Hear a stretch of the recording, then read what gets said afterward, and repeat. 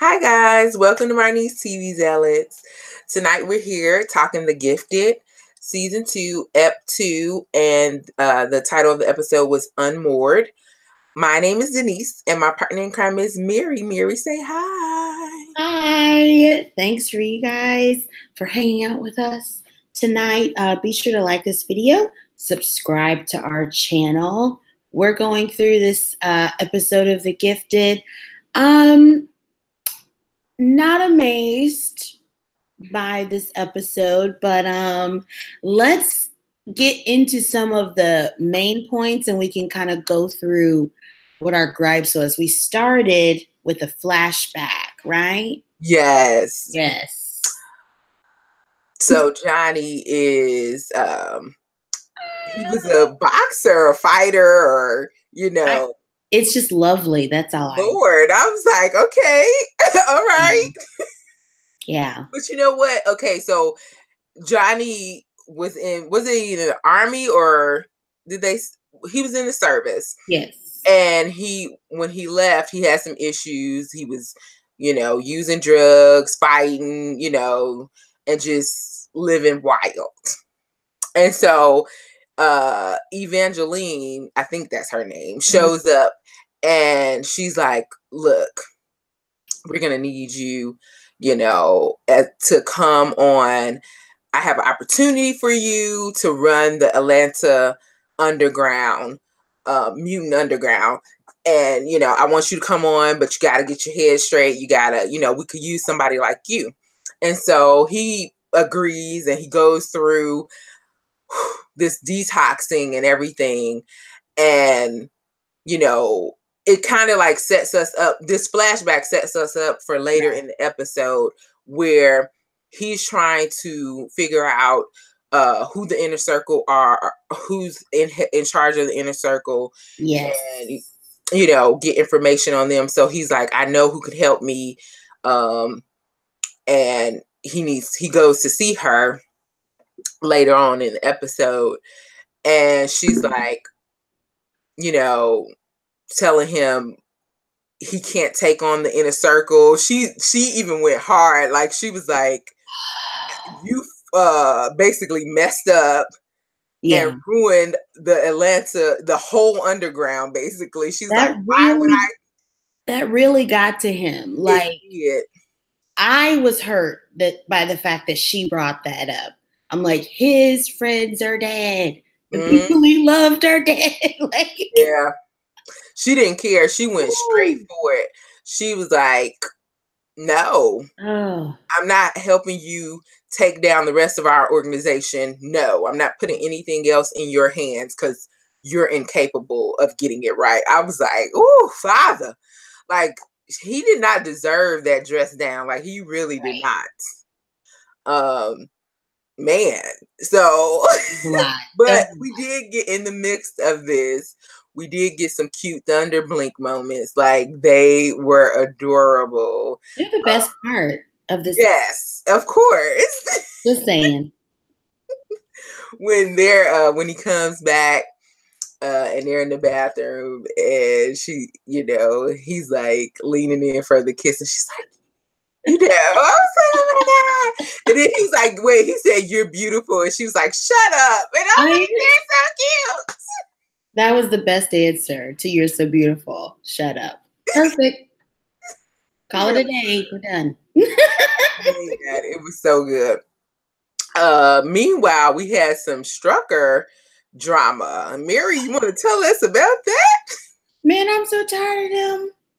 Listen, the Strucker family, they might be the stars of the show, but they are the main problems of the show. I feel like if they weren't involved, this show, we move a lot faster. Let's just get that going, okay? Ooh. First of all, Reed is learning more about his powers. I like how he can kind of change the structure of whatever he touches. Like, just disintegrate it, almost melt it out of existence. Like, that was so cool. But that only happens when he is like emotionally compromised right now. It's like most mutants get their powers during puberty when their body is just woo all over the place. So now, as a middle-aged man, how would that happen? We don't know. And Andy is having these terrible nightmares where his sister doesn't want to join with him, and she pulls away so harshly she falls over a building. That's keeping him from perfecting his training. And Reva's got a plan. She's like, if he can't break through this, then our plan is going to be ruined. I was like, what are they trying to get him to break through? Like, I'm wondering about, And so Reva goes to talk to him. She's like, I'm going to have to kill him. Esme, Frost is, all of them. They're all like, he's 15. She's like, I don't take joy in this, but like y'all had to do, I'm getting rid of all the witnesses. Everybody got to die. If they're good, they can't leave. They can't leave, but they can't tell nobody. So right. She's like, he can't stay if he's not with us. And he can't leave because he can tell somebody, so he got to die. I'm just saying, she's not lying.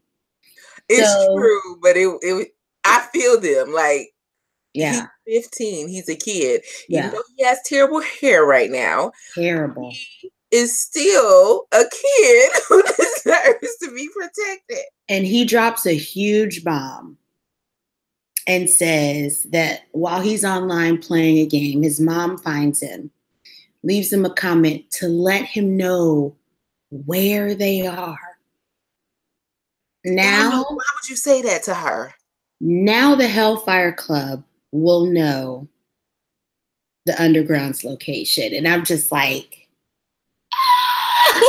but I mean, I don't feel like the Hellfire Club, I don't feel like, well, it's basically Reva and the Frost sisters at this point now, and Andy and a few other people. But anyway, I don't feel like they're out to do them any harm. So, I mean, at least if anything, unless they come after them, right? Then they'll already know. Like they're basically invincible now. Like they know everything now. You know what I mean? Mm-hmm. So there's no element of surprise anymore. That's all. It's a terrible idea to tell her. It really was. It was bad on Andy's part. I will say this. I feel like we need to do some re-education as far as breastfeeding is concerned. I was upset at the whole scene. Like when she was like, okay, you have to get out now because I have to feed her. And he's like, oh, like that? Like it was some type of, Like it's natural. You have a baby. That's what the milk is for. That was annoying. Anyway, speaking of babies, Polaris. She's had her baby, named her Dawn. She's really cute. But I'm mad. Like, I'm real angry about this thing. They are actively keeping Eclipse from his child. And I feel like it's so wrong. Yeah. I don't know if anybody else agrees, but I saw the preview for next week, and I was angry. I was livid. Yeah. I was like, so if the baby didn't get sick, he still wouldn't have been able to see his child. And then he's like, okay, come in, fix her, and then leave. What? Yeah. Like how? Do you get the feeling that maybe the actor they're about to kill him off of the show? Like he was in like 3 minutes of this episode. You know what I'm saying? Like, or maybe he's working on something else. Maybe he's a stand-in for Oscar Isaac in a movie, but I don't know.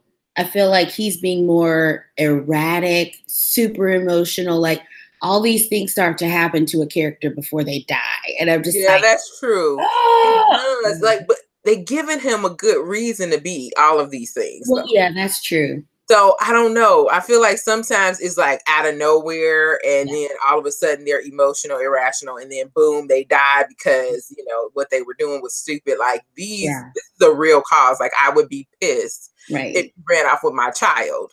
That's true. That's true. I don't know. I'm just seeing the signs that I'm scared, but Yeah, I am, because he's so good. I love him. Oh my gosh. So, and the other thing, we got a quick glimpse of Jace, his life after the Sentinel Agency has let him go. He's starting his own little business, but the blackout has triggered him. He knows that it's Polaris. And I am thanking my lucky stars that his wife and his friends are all saying, stop with the conspiracy theories. Please just go live your life. Anyway. She wants to start over. She wants to, she wants her family back. And it was a really cute moment when he told her, you know what, you not only lost your daughter, you lost your husband. Yeah. And he just admits to, that he's been distant and, consumed with this conspiracy of, well, I don't want to call it conspiracy because the mutants are real and it's, but he's been consumed with finding them and with getting revenge for what happened to his daughter, and it was an accident. Right. You don't care?